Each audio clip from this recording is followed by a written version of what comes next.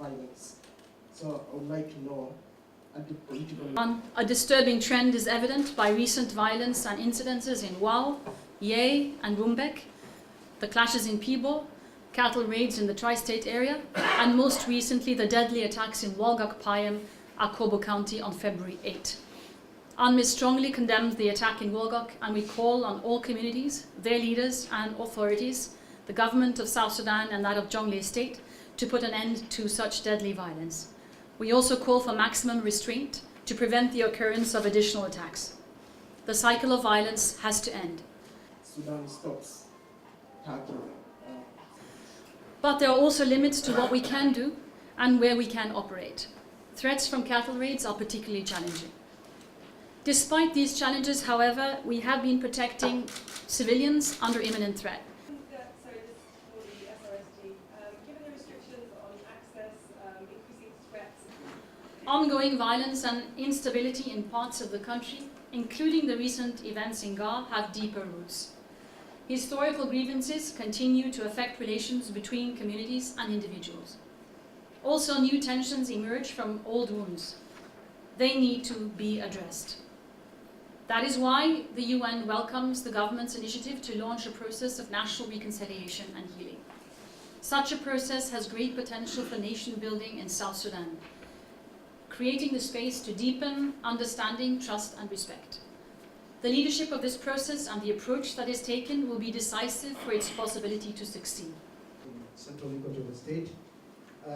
It is therefore positive that South Sudan has agreed to become a pilot country for the UN Plan of Action on the Safety of Journalists and the issue of impunity. UNMISS, UNESCO and OHCHR, the Office of the High Commissioner for Human Rights, will work together, and we will work together with other national and international partners to support this process, aiming for a free and safe environment for journalists and media workers in South Sudan. So what are plans?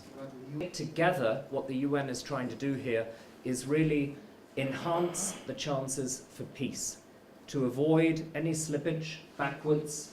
We know that there are hotspots, there are things that flare up all over the place, but actually overall what we're trying to do is make sure that South Sudan, its institutions, its people, are on a more solid footing and that you can move forward to become what we all hope is a just, a prosperous nation. The economic situation, the political... So far the response has been about $185 million out of a target of $1.16 billion. So we are roughly 15% funded for the appeal. Now what does that mean? What it means is that we're struggling to continue all of the emergency operations that we had envisaged, in particular the response to the refugee situation in Upper Nile State, in Unity, but more so, I would say, to continue the response in a timely fashion to the 2.3 million people throughout South Sudan who are considered, whom we have evaluated as being food insecure. In their protection, who are civilians.